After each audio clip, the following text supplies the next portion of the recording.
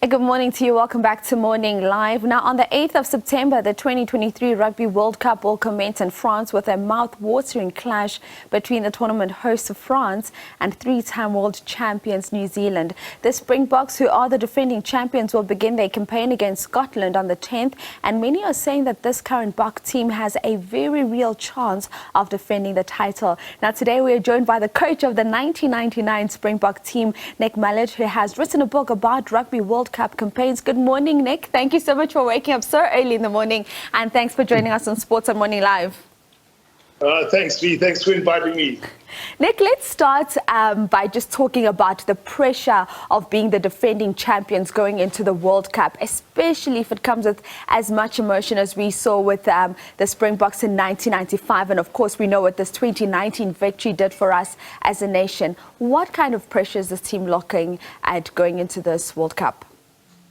It's huge. It really is. You've got the responsibility of the whole nation on your shoulders, and the players understand that.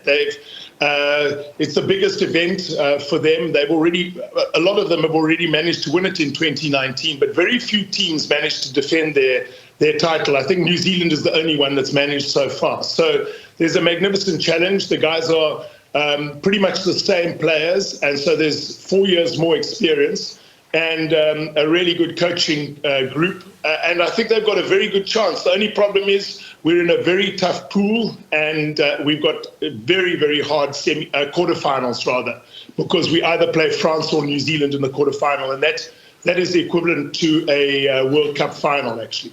It's the final before the final. And you speak about the pressure of the pool that we're in. And as we look to that, we know that the person that leads the team in terms of captaining the team on the field is going to be crucial. Similar situation to what you had. You picked an injured Bob Skinstead in place of a Gary who had served you well. We see the situation now with Siya Kolisi. What do you think is going to happen there with Siya? Because it's likely at this stage that we may not see him in the first 2 games or so. How do you see that one panning out in terms of captaincy?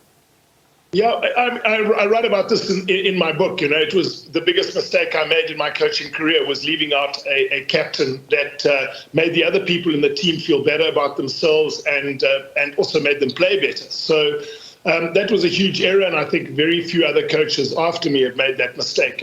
John Smith captained 2 World Cups, and a great captain that he is. The coaches realised the importance that he has to the team. And exactly the same applies to Siya. I think that he was quite young in 2019, quite young and inexperienced, but his relationship rather with the coaching staff and with Rassie in particular was so close that it contributed to a really fine performance by South Africa in 2019 and us winning the championship, so winning the World Cup rather. So going into this one, it's exactly the same thing. We need to bring Siya with us. He's already 3 weeks ahead of his of where he should be in terms of his recovery from his knee injury, and I think he's going to be fine. I just hope that he can play maybe 40 minutes twice, maybe before the game against Ireland. If he's able to do that, then we're really in the pound seats, because he has so much respect, not only from his own players but also from the opposition and particularly the referees. And that's very interesting that you say that. And Nick, I like the fact that you touched on Ireland a little bit, because I want us to go into talking about which matches are likely to decide the Springboks' progress in this World Cup. You mentioned Ireland, and we also look at Scotland. Those seem like the obvious candidates for us.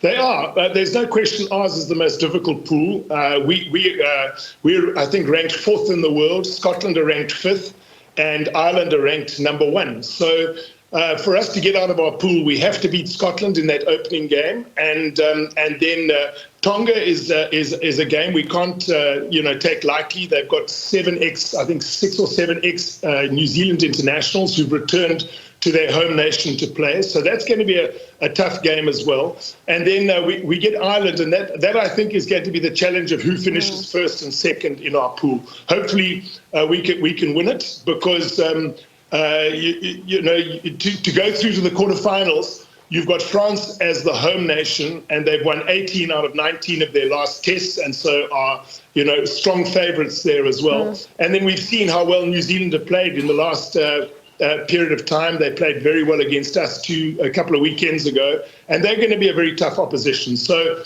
for us to get through to the final will be a monumental effort. But we've got the team that can do it. We've got the depth that can do it. We just need fair officiating. Indeed, let's go a little bit deeper into that officiating, because we know that we've cried about it so often with the European refs. How do we keep a level head as a team on the field on the day, because we know that things can change very quickly? They can, and that's a very good point you raise. I think that there are two issues here. First of all, we won the Lions series, and we know well about the video that went out from Rassie criticising the referee in the first test. And there were repercussions. Rassie took a 9-month ban. But we won the second test, and we were far better refereed in that second test, and we managed to win the series by winning the third test. Now, I've just got a slight feeling over the last sort of 12 months, looking at the way that South Africa gets refereed.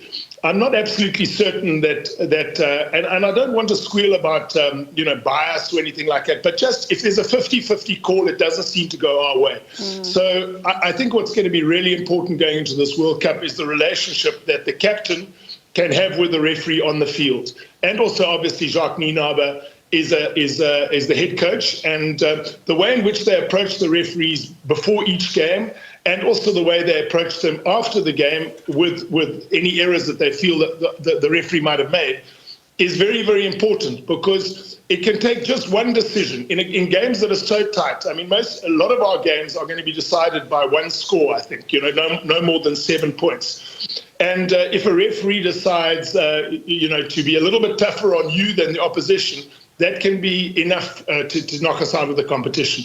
So we're very lucky to have Sia. As I've said before, he's got great respect with regard to the way he leads. He doesn't get emotional. He talks in a very calm and measured way to the referees, and I know they like dealing with him as a captain. So that's a big advantage. When we look at some like Ireland, for example, Ireland have got Sexton as captain.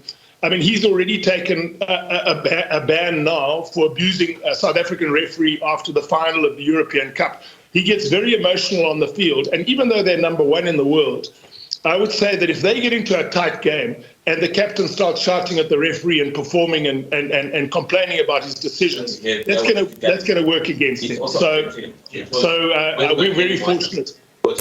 Indeed, Nick, thank you so much for your time this morning. Unfortunately, we have run out of time, but do have a blessed day further and enjoy your weekend. Thank you very much, Lee. Thanks for getting me on your show. That is, of course, Nick Mallett talking all things rugby. We do know the Rugby World Cup gets underway on the 8th of September. And of course, we will be bringing you all the action and the updates right here on SABC.